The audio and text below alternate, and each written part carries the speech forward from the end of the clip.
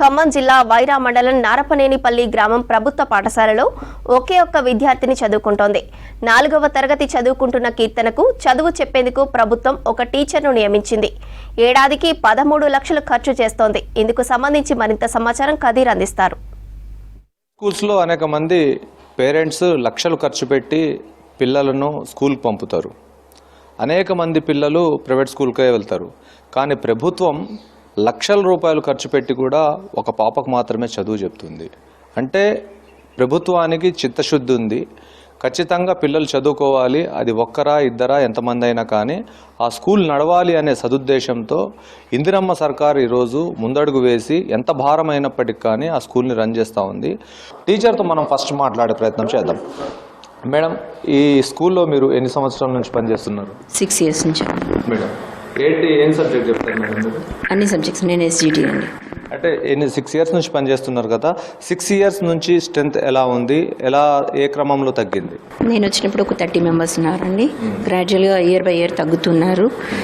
మెయిన్గా రీజన్ ఏంటంటే గురుకులాలు వచ్చిన తర్వాత 4th తర్వాత తగ్గిపోతున్నారండి. అదే రీజన్. అంటే ఇప్పుడు చుట్టుపక్కల ఊళ్ళల్లో ఉన్న పిల్లలు కానివ్వండి, లేకపోతే గ్రామంలో ఉన్న పిల్లలు కానివ్వండి, వాళ్ళందరూ ప్రైవేట్ స్కూల్కి వెళ్తున్నారు కదా. ఆ ప్రైవేట్ స్కూల్కి వెళ్ళే పిల్లల్ని గవర్నమెంట్ స్కూల్లో ఇట్లా క్వాలిఫైడ్ టీచర్స్ ఉంటారు కాబట్టి స్కూల్కి రావాలని చెప్పేసి ఏమైనా మోటివేషన్ కార్యక్రమం లాంటివి చేయలేదా? అలాంటి సమ్మర్ క్యాంప్ లాంటివి ఏమైనా నిర్వహించలేదా? సమ్మర్ క్యాంప్ చేయలేదు కానీ సార్, ఇది సమ్మర్ హాలిడేస్లో 15 days ఇంటింటికి తిరిగాడు. బడిబాట కింద అందరూ మాతో పాటు MEO గారు కూడా అందరూ వచ్చారండి.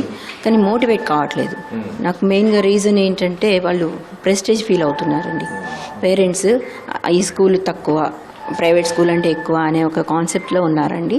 అది మెయిన్ రీజన్ అనుకుంటున్నాను. మేమందరం క్వాలిఫైడ్, అందరూ MAలు చేసిన వాళ్ళే, అందరూ డెడికేటెడ్గా చేస్తున్నారండి. నాకు తెలిసినందుకు క్లాప్ ఇలా నెంబర్ ఆఫ్ ప్రోగ్రామ్స్ కండక్ట్ చేస్తున్నారు.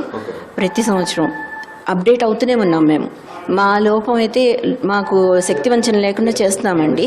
కానీ రావడానికి మాత్రం పేరెంట్స్ మైండ్ సెట్ మారిపోయింది సార్. అది మెయిన్ రీజన్. తల్లి, ఏం పేరు నాని? నీ పేరు ఏం పేరు? కీర్తన, ఏం చదువుతున్నావు? 4th class. 4th class చదువుతున్నావు. ఈ స్కూల్లో ఎన్ని సంవత్సరాల నుంచి చదువుతున్నావు నాని? 4 years. 4 years నుంచి. నీకు ఎంతమంది ఫ్రెండ్స్ ఉండేవాళ్ళు గతంలో? పెన్వి, ఇంకా టెంపుల్, భాగ్య. వాళ్ళు ఎటు వెళ్ళిపోయారు? ఇద్దరేమో హాస్టల్కి వెళ్ళారు, ఇంకొకళ్ళు కూడా గురుకులాకి వెళ్ళారు. ఓకే, నువ్వు ఆటలు ఏం ఆడుకుంటావు? బాలా, ఇంకా తాడాట. మాట్లాడాలా? నీకేమేం పాటలు వచ్చు చెప్పు. తల్లి, నిన్ను తలంచి పుస్తకం చేతన్ బోనితిన్, నీవు నా ఇల్లం బంధు నిలిచి జృంభణముగా తులసు శబ్దంబు శోభిల్లం బల్కము నాదు వాక్కునన్ సంప్రీతిన్ జగన్మోహిని ఫుల్లాబ్జాక్షి సరస్వతి భగవతి భారతి పూర్ణేందు బింబానన అంటూ బమ్మెర పోతనామాత్యుడు నన్ను స్తుతించి శ్రీమదాంధ్ర మహాభాగవతాన్ని తెలుగు ప్రజలకు అందించాడు. బమ్మెర పోతన ఏ కాన్వెంట్ స్కూల్లోనూ చదివి ఏ కవి కాలేదు. బమ్మెర అనే ఒక గ్రామంలో కేవలం కానికి బడిలో అక్షరాలు దిద్ది అసామాన్యుడయ్యాడు. ఈ పాప యొక్క తండ్రి, అతనితో కూడా మాట్లాడతాం మనం. ఏం పేరండి మీ పాప? ఎక్కడికి వస్తుంది? చాలా మంది పిల్లలు ఈ స్కూల్లో రావడానికి ఇబ్బంది పడుతున్నారు, అంటే సామాజిక వ్యత్యాసంగా భావిస్తున్నారు. ఈ క్రమంలో మీ పాపని ఇక్కడ చదివిస్తున్నారు. పాప స్నేహితులు కూడా వేరే స్కూల్కి వెళ్ళిపోయారు.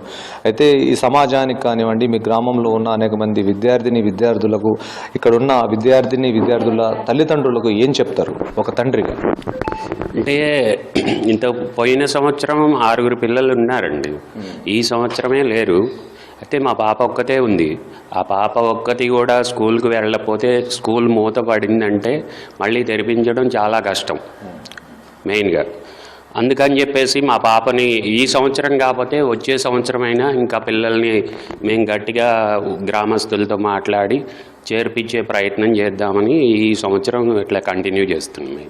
ఓకే, అయితే స్కూల్ ఒకటే ఉంది, పాప కూడా ఒకతే ఉంది. ఈ గ్రామంలో అనేక మంది ప్రైవేటు విద్యని ఆశ్రయించారు, అక్కడే చదువుకుంటున్నారు. కొంతమంది 5, 6, 7 తరగతులలో చదువుకునే పిల్లలందరూ గురుకులాల్లో చదువుకుంటున్నారు. కానీ పాప కోసమైనా ఖచ్చితంగా ఈ స్కూల్ని కొనసాగించాలి. విద్యను అభ్యసించే అనేక మంది ఈ స్కూల్కి వచ్చే అవకాశం ఉంది. రానున్న కాలంలో అనేక మంది పేరెంట్స్ని మోటివేట్ చేసి ఖచ్చితంగా ప్రభుత్వ స్కూళ్ళల్లోనే చదివే విధంగా గ్రామస్తులందరూ కూడా ఏకతాటిపైకి వచ్చి ఈ ఏకతాటిపైకి వచ్చిన తర్వాత గ్రామస్తులకు నచ్చజెప్పి ఖచ్చితంగా ఈ స్కూల్లో చదివే విధంగా మేము అందరినీ వాళ్ళ మోటివేషన్ చేస్తామని చెప్పేసి తండ్రి కూడా చెప్తున్న పరిస్థితి ఉంది. ఎట్టి పరిస్థితుల్లో ఒకతే టీచర్ ఉన్నారు, ఒకతే పాప ఉంది కాబట్టి ఈ స్కూల్ని ఇక్కడ నుంచి తరలించకూడదు. ఒకవేళ తరలిస్తే గ్రామంలో మళ్ళీ విద్యను అభ్యసించే వారికి లేకుండా పోతుంది స్కూల్. కాబట్టి ఖచ్చితంగా ఈ స్కూల్ని ఇక్కడే ఉంచాలి, ఈ పాపని ఇక్కడే చదివించాలి అని చెప్పేసి పేరెంట్స్ అండ్ పాప కూడా కోరుతున్న పరిస్థితి ఉంది. ఏదేమైనా కానీ ప్రభుత్వం అనేక రకాలుగా గ్రామస్తులందరినీ మోటివేట్ చేసి గ్రామంలో చదివే విధంగా చేయాలి, కానీ స్కూల్ని మూత వేయొద్దు అని చెప్పేసి మనం కూడా V6 తరఫున ప్రత్యేకించి కోరుకుందాం. వీడియో జర్నలిస్ట్ హర్షత్తో ఖదీర్, V6 న్యూస్, నారపనేనిపల్లి.